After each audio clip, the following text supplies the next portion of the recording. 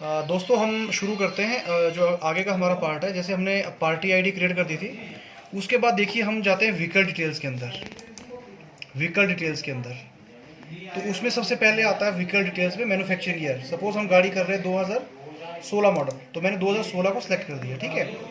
और type of private car है, motorise three wheeler है या क्वाड्री साइकिल है, तो प्राइवेट कार हमें लेना है क्योंकि प्राइवेट कार ही होती है हमारे यहाँ, बाकी ऑप्शन नहीं है।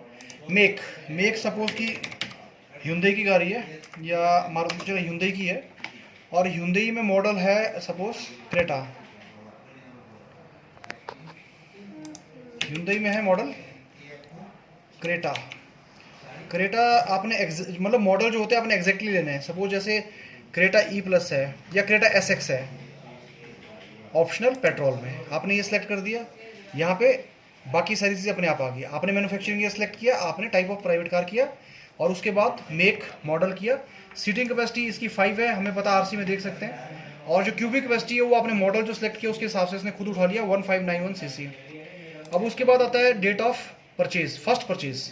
तो 16 मॉडल है, सपोज की गाड़ी जो ली गई है वो ली गई है 27 मई 2016 को। 27 मई, तो मैं यहाँ से इसको सिलेक्ट कर सकता हूँ, या 31 मई 2016 को। और जोन हमेशा जो होता है ये ए जोन है, ये बड़ी सिटीज़ के लिए हमारा हमेशा लास्ट वाला जो आएगा आपके पोर्टल के ऊपर वही लेना है, रेस्ट ऑफ इंडिया, ठीक है।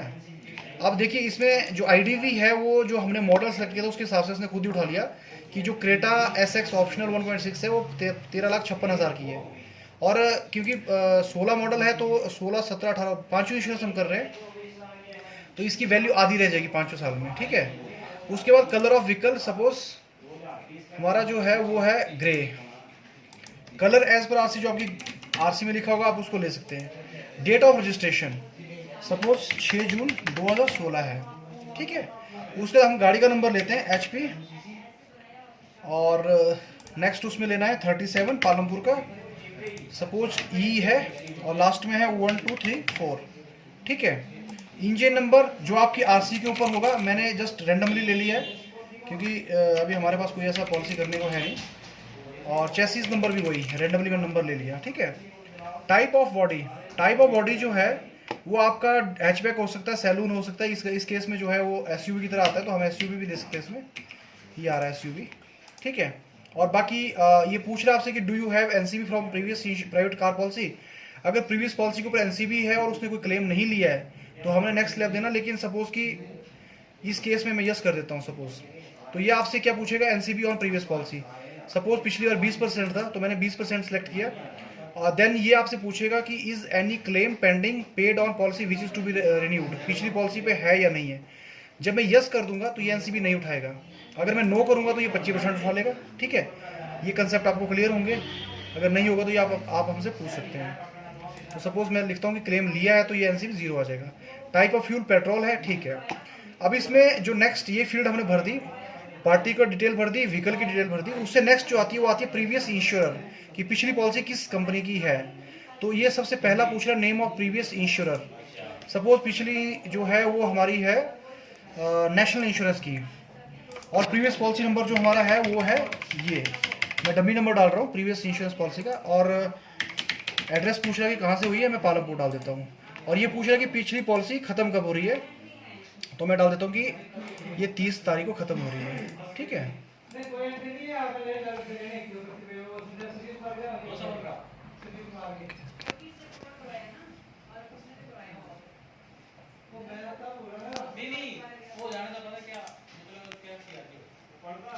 बंद कर दे चलो। तो ये आपका जो है वो उसने उठा लिया। तो मतलब इसमें 3 ही चीज़ें थी हमारी, जो प्रीवियस इंश्योरर है, पिछली कंपनी का नाम, जो या ड्रॉप डाउन लिस्ट आती है डिफरेंट कंपनीज के नाम में आपने सेलेक्ट करनी है, और उसके बाद प्रीवियस पॉलिसी नंबर जो उस आपकी पिछली पॉलिसी के ऊपर नंबर आ रहा है वो एग्जैक्ट डालना है। और तीसरा कि वो पॉलिसी कहाँ से इशू हुई, सपोज पालमपुर से, और पॉलिसी कब खत्म हो रही है।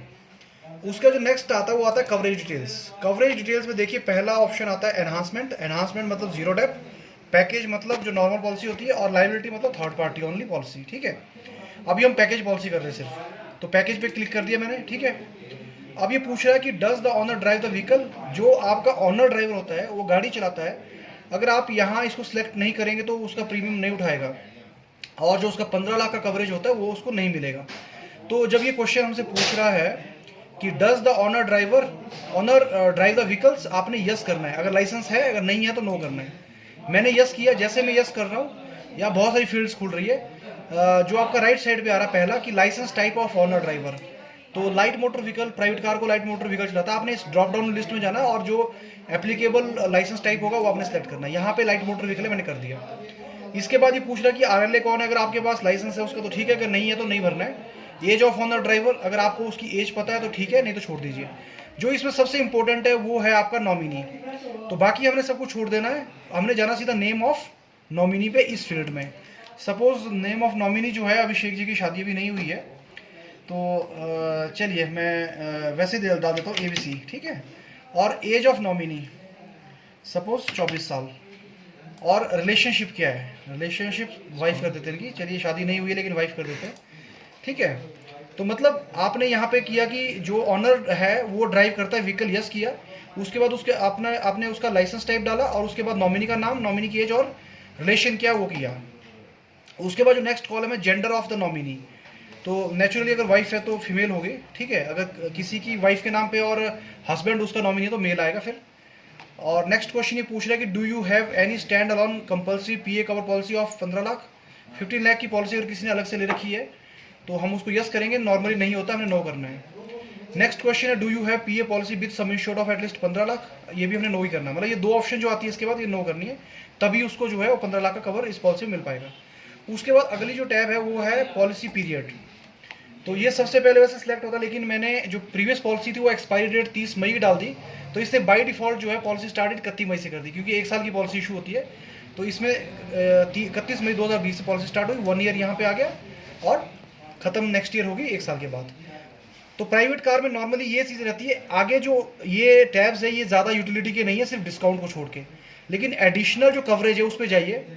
इसमें सिर्फ एक फील्ड होती है जो आपको सिलेक्ट करनी है, ज़्यादा भी हो सकती है, लेकिन मैं आपको थोड़ा सा समझा देता हूँ। ये इसमें सबसे पहला ऑप्शन आ रहा है एक्स्ट्रा, चल रहा है, extra electrical electronic fitting, no, जैसा है वैसे रहने दीजिए। वैल्यू ऑफ फाइबर ग्लास रहने दीजिए। एक्सटेंशन ऑफ जियोग्राफिकल एरिया, ये इंडिया से बाहर होता है तो इसको भी नो का है, नो रहने दीजिए। और इसमें चौथा आता है कि do you want to include PA cover for named person, अगर आप प्राइवेट कार में या 2 व्हीलर में किसी को PA कवर देना चाहते हैं नेम्ड पर्सन को, जैसे गाड़ी सपोज कि अभिषेक जी के फादर के नाम पे होती और वो नहीं चाहते हैं, तो सपोज अभिषेक चाहता तो हम अभिषेक को PA कवर दे सकते थे विद नेम कि मिस्टर अभिषेक वर्मा इतना लाख का कवर, लेकिन यहाँ पे ऐसा केस नहीं है, इनके नाम पे ही गाड़ी है।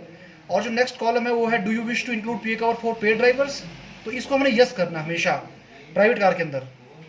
2 व्हीलर में नहीं जरूरी है, लेकिन प्राइवेट कार में क्योंकि गाड़ी हो सकता है किसी ने ड्राइवर रखे हो पेड ड्राइवर, तो हमने ऑनर ड्राइवर जरूर देना है। और ये do you wish to include PA cover for paid driver, इसको यस करना है। तो नंबर ऑफ पेड ड्राइवर्स 1, और इसका सम इंश्योर्ड जो है आपने रखना है, क्योंकि प्राइवेट कार में मैक्सिमम 2 लाख उठाता है, तो हमने 2 लाख यहाँ पे कर दिया, ठीक है।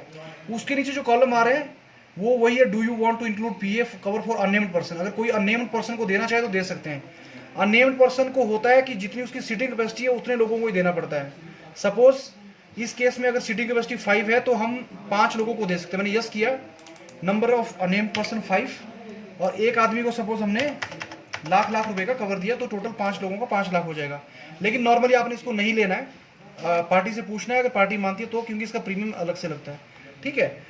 बाकी ओह सॉरी, ऊपर जो हमने वो किया था PA cover for paid driver, उसको नो ही करना है, लेकिन ये आता है legal liability to paid driver, इसको यस करना है। Legal liability to paid driver cleaner, इसको यस करना है, और इसका अपने आप समय श्योर उठा लेता हो, ठीक है। बाकी जो लास्ट ऑप्शन है उसको भी नो ही रखना है। ट्रेलर डिटेल्स, ट्रेलर मतलब जो पीछे ऐड होता है वो ट्रैक्टर में होता है या जो बाकी चीज़ें होती है वहाँ होता है, इसमें जरूरत नहीं है, इसको एज इट इज रहने दीजिए। एडिशनल डिटेल्स, एडिशनल डिटेल्स में ये पूछ रहा है कि व्हीकल रिक्विजिशन बाय गवर्नमेंट, के गवर्नमेंट के अंडर है वो, मतलब उन्होंने रिक्विसाइड किया हुआ उसको, तो ये नो ही रहने देना है। और नेक्स्ट है whether vehicle is use for driving tuition, अगर कोई व्हीकल ड्राइविंग ट्यूशन के लिए यूज हो रहा है तो यस करना है, उसका प्रीमियम अलग से ज़्यादा लगता है, लेकिन इस केस में नहीं है तो नो ही रहेगा, ठीक है। और तीसरा ऑप्शन है इसमें whether vehicles belong to foreign embassy और कॉन्सुलेट, तो ये ऐसा नहीं है, नो ही रखना है इसको। और ये जो आपका 2000 रुपये आ रहा है ये 1500 सीसी से ऊपर की कार है, तो इसमें पॉलिसी एक्सेस क्लॉज है। अब इसमें सबसे इंपॉर्टेंट जो आप लोग लास्ट में रहता है वो है डिस्काउंट डिटेल्स। तो डिस्काउंट डिटेल्स इसमें कन्फिगर्ड बाय डिफॉल्ट जो है वो 70% मैक्सिमम है, क्योंकि इनकी क्लेम रेशो कम है तो 70% तक जो है सिस्टम में अलाउ किया हुआ है। लेकिन आपको देखना है कि डिस्काउंट आपको कितना देना है, ज़्यादा नहीं देना है, क्योंकि अगर जितना ज़्यादा डिस्काउंट देंगे तो उतना कमीशन कम बनेगा। और मोर ओवर ये है कि आपको जहाँ लगता है कि पार्टी मान जाएगी उतना ही डिस्काउंट देना है। सपोज इस केस में मैं 60% दे रहा हूँ तो ये उठा देगा, बाकी आपने इनमें से कुछ भी नहीं छेड़ना है, जो जैसा है वैसा ही रहने देना है, कोई छेड़ने की ज़रूरत नहीं है। और सबसे लास्ट इसमें जो है वो फाइनेंशियल डिटेल्स है। सपोज कि आपकी जो ये गाड़ी है ये किसी बैंक से फाइनेंस है, जैसे पंजाब नेशनल बैंक पालमपुर, ठीक है। तो मैंने यहाँ लिख दिया फाइनेंशियल टाइप जो होता है वो हाइपोथिकेशन एग्रीमेंट होता है। ये आपका अब सारा कंप्लीट हो गया। देखिए सब में जो है ग्रीन एरो आ गया, अगर कहीं कोई कमी रहेगी तो वहाँ रेड का ऑप्शन, रेड बटन आता है। तो ये सारे ग्रीन हो गए और लास्ट में आपके पास ये डिस्क्लेमर है, यहाँ आता है सेव एंड कैलकुलेट प्रीमियम। तो मैंने इस पर क्लिक किया तो ये इसको डाटा को सारा सेव कर देगा। और अब देखिए ये आपकी नई विंडो, ये नई विंडो आपकी अपीयर हो रही है एक, जैसे सेव एंड उसमें ऑप्शन में हम जाते हैं सेव एंड कैलकुलेट प्रीमियम में, तो यहाँ पे सबसे ऊपर क्या आ रहा है कोड नंबर। आप इस कोड नंबर को नोट कर लीजिए जो फ्यूचर रेफरेंस के लिए आपके यूज़ होगा। जैसे अगर आपने ऑफिस से कुछ चेंज कराना है इसमें या कुछ भी करना है तो आप हमें ये बता सकते हैं कि ये कोड नंबर है तो इसमें ये चेंजेस करनी है, या आप इनिशियल स्टेज में बोल सकते हैं कि मैंने ये कोड बनाया था, काइंडली आप चेक कर लीजिए कि सब कुछ सही बना या कुछ इसमें प्रॉब्लम है। तो ये कोड नंबर बहुत काम की चीज़ है। और दूसरा इसमें IDV, जो हमने उसकी IDV ली थी वो 678 आई थी, जो समय शोड हमने रखा था। और डिस्काउंट हमने जो 60% दिया वो 13,600 रुपये बन रहा है, 50 पैसे अलग से। तो एस्टिमेटेड प्रीमियम ये बता रहा है 17,532 रुपये, और इसके ऊपर जो GST लगेगा वो 3156 18%। नेट प्रीमियम जो बन रहा है वो बन रहा है 20,688 रुपये, ठीक है, 20,688 रुपये। तो ये प्रीमियम आपने कोड बना दिया, ये नंबर नोट कर दिया। उसके बाद जो है अगर पार्टी से आप बात करिए फ़ोन पे कि इतना प्रीमियम बन रहा है, अगर वो कहती है एग्री करती है पार्टी की ओके है और कोड नंबर सब ठीक है, तो आप यहाँ जाके अप्रूव एंड पे में जा सकते हैं, अप्रूव एंड पे में। लेकिन जब तक पार्टी आपको एग्री नहीं करेगी तब तक आपने इसको अप्रूव नहीं करना है, क्योंकि अगर कुछ चेंजेस करने होंगे तो फिर वो नहीं हो पाएंगे अप्रूव करने के बाद।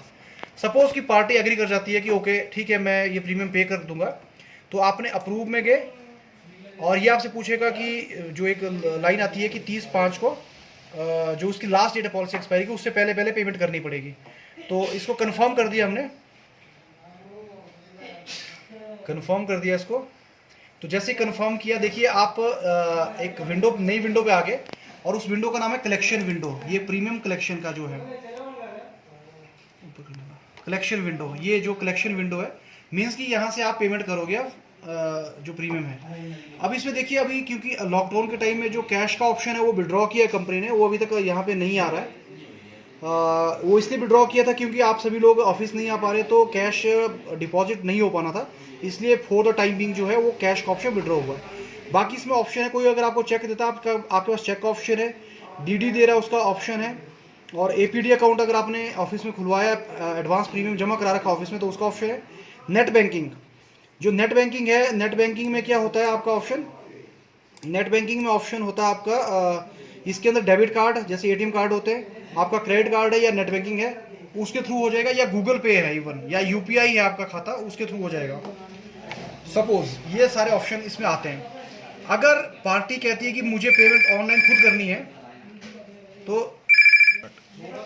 तो मैंने जैसे आपको बताया कि चेक का ऑप्शन है, डिमांड ड्राफ्ट का ऑप्शन है, APD एडवांस प्रीमियम डिपॉजिट जो ऑफिस में आपने पैसे जमा एडवांस में कराए होते हैं और आजकल ये पोर्टल के थ्रू भी रिफिल हो जाता है। उसके बाद नेट बैंकिंग, नेट बैंकिंग के अंदर मैंने आपको बताया कि आपका ATM कार्ड से हो जाएगा, क्रेडिट कार्ड से हो जाएगा, नेट बैंकिंग से हो जाएगा, गूगल पे से हो जाएगा, किसी भी UPI अकाउंट से आपकी पेमेंट हो जाती है।